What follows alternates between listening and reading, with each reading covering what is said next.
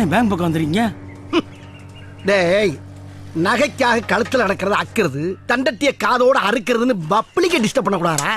நகை வேணும்னா நேரம் நகைக்கடைக்கே போயிடணும். அதே மாதிரி பணத்துக்காக பிட் பாக்கெட் எல்லாம் அடிக்கப்படாது. ஸ்ட்ரைட்டா பேங்குக்கே வந்துடணும். இது அண்ணனுடைய பாலிசி. இல்லை சார், நீ வைக்கிற ஒரு ஸ்டெப்பு ரொம்ப த்ரில்லிங்கா இருக்கா சார். டேய் முட்டை அண்ணே டில் மேனியா. டேய், இப்ப அண்ணன் உள்ள போனவன என்ன வேணாலும் நடக்கலாம். பேங்க் எப்படி அல்லாட போகுதுன்னு வேடிக்கையை மட்டும் பாருங்க. Follow me.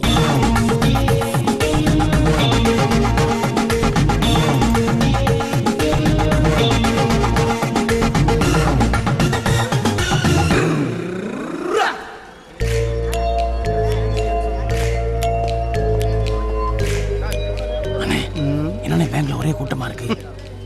கூட்டத்துல தாண்டா அந்த எலியோட ஆட்டமே இருக்கு. இத பார்த்துட்டு நீங்க 2 பேரும் ஓட்டம் எடுத்துறாதீங்க.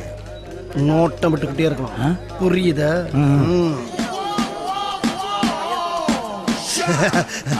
எலி சார், நீங்க நடக்கிற அழகா பார்த்தா பேங்க் எம்டி மாதிரி இருக்கு. எம்டி இல்ல, எம்டி.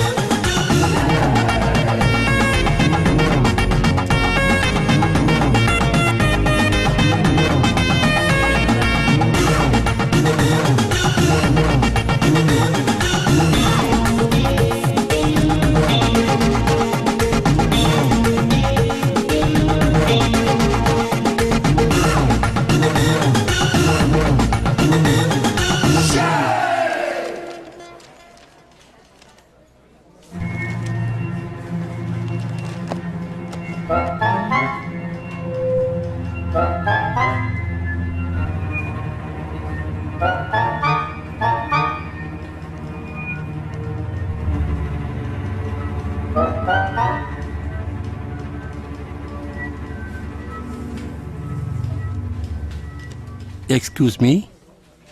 என்ன நீங்க என்ன சொல்ல வந்திருக்கீங்கன்னா, நான் ஒரு கொள்ளைக்காரன், உங்கள் பேங்கில் கொள்ளையடிக்க வந்திருக்கிறேன். இதை படித்துவிட்டு எந்தவித ரியாக்ஷனும் இல்லாமல் நான் கேட்கும் ரூபாய் 3 லட்சத்தை பண்டல் கட்டி தரவும். இல்லை என்றால் துப்பாக்கியால் சுட்டு கொன்று விடுவேன். அதுதானே? தெரியுதுல்ல. அப்புறம் பக்கத்துல டிஸ்கஷன். படிச்சதை புரிஞ்சுக்கிட்டு சட்டுப்பட்டு அனுப்ப பாரு. அதெல்லாம் ஓகே சார். வேற என்ன? ஆனா பூரா தப்பு தப்பா எழுதிருக்கீங்க. தப்பு தப்பாவா? என்னன்னு? கொள்ளைக்காரனுக்கு வெள்ளைக்காரன் எழுதிருக்கீங்க, பேங்குக்கு பேக்குன்னு எழுதிருக்கீங்க. ஐயா, கொள்ளையடிக்க வந்திருக்கிறன்றதுக்கு வெள்ளையடிக்க வந்திருக்கிறேன்னு எழுதிருக்கீங்க. எது வெள்ளையடிக்க வந்து என்ன? ரியாக்ஷன்ற வார்த்தைக்கு ரியல் ஆண்டின்னு எழுதிருக்கீங்க. ரியல் ஆண்டினா யார் தெரியுமா? யாரு? பக்கத்துல மல்லிகையோடு உட்காந்துருக்காங்களே, மல்லிகா, அவங்க தான் ரியல் ஆண்டி. ரூபாய் 3 லட்சத்தை பண்டல் கட்டி தரவுன்றதுக்கு பதிலா சுண்டல் கட்டி தரவும்னு எழுதிருக்கீங்க. சுண்டலா? சுண்டலுக்கு நாங்க எங்கேயா போவோம்? நாங்க என்ன சுண்டல் வியாபாரமா பண்ணிட்டு இருக்கோம்? அப்புறம் துப்பாக்கிக்கு தப்பாக்கின்னு எழுதிருக்கீங்க. யோ, எழுத்துல வேணா நான் தப்பா துப்பாக்கிய தப்பாக்கின்னு எழுதிருக்கலாம்யா. ஆனா ரியலா ஒரிஜினல் துப்பாக்கிய கொண்டு வந்திருக்கேன். பாக்குறியா? பாரு, எட்டி பாரு, எத்த தண்டின்னு. அது ஒரு பக்கம் இருக்கட்டும் சார். இருக்கட்டுமா? நீங்க எழுத்து மூலியமா லீகலா தானே வந்திருக்கீங்க. லீகலா தானே மூவ் பண்ண முடியும். இப்படி தப்பு தப்பா எழுதிட்டு வந்தா எப்படி சாங்ஷன் பண்ண முடியும்? பிழை இல்லாம திருத்தி எழுதி எடுத்துட்டு வாங்க. போங்க.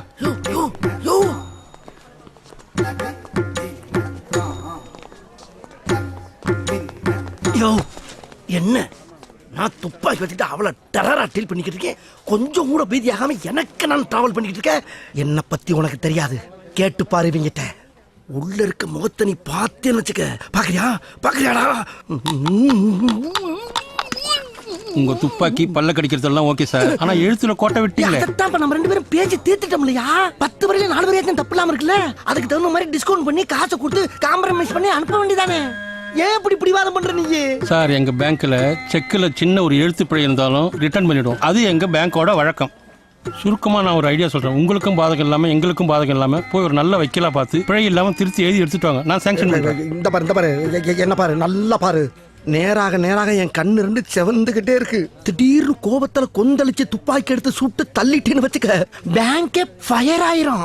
அங்க பாரு, பொம்பளை பிள்ளைங்க வேலை பாக்குது. ஒரு மனுஷனை வந்து கொதிக்க விட்டு பிரச்சனை ஆக்கிறது வேண்டாம். நல்ல பக்திமானா இருக்க, கொஞ்சம் கூட பயப்படாம பேசிக்கிட்டா ஒரு ஒரிஜினல் துப்பாக்கிக்கு ஒரு மரியாதை வேணாமாயா?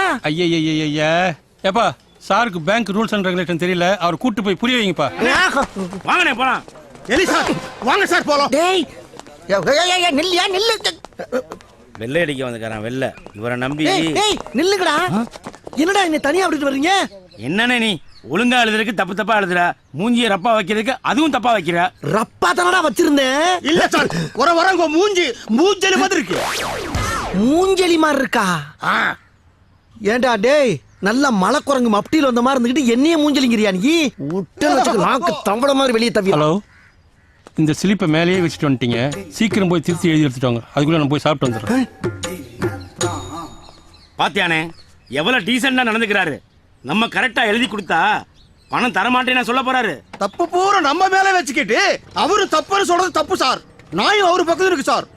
நியாயம் அவன் பக்கம் இருக்கா? அப்புறம் சார், ஒரு முக்கியமான விஷயம் சொல்ல மறந்துட்டேன். என்னது? பேங்க் இன்னைக்கு 1 மணி வரைக்கும் தான். அதுக்குள்ள திருத்தி எழுதி வாங்கி வந்துட்டீங்கன்னா இன்னைக்கே வாங்கிக்கலாம். இன்னைக்கு விட்டீங்கன்னா நாளைக்கு ஞாயிற்றுக்கிழமை, அதுக்கு அடுத்த நாள் குடியரசு தினம், அதுக்கப்புறம் 5 நாள் பேங்க் ஸ்ட்ரைக். உங்க நல்ல மனசுக்காக சொல்றேன், இன்னைக்கு 1 மணியை மிஸ் பண்ணீங்கன்னா 1 வாரம் தள்ளி போயிடும். புரிஞ்சுதா? Best of luck. சீக்கிரம் வந்துருங்க. இவன் நம்மள புது ஆங்கில டீல் பண்றானே.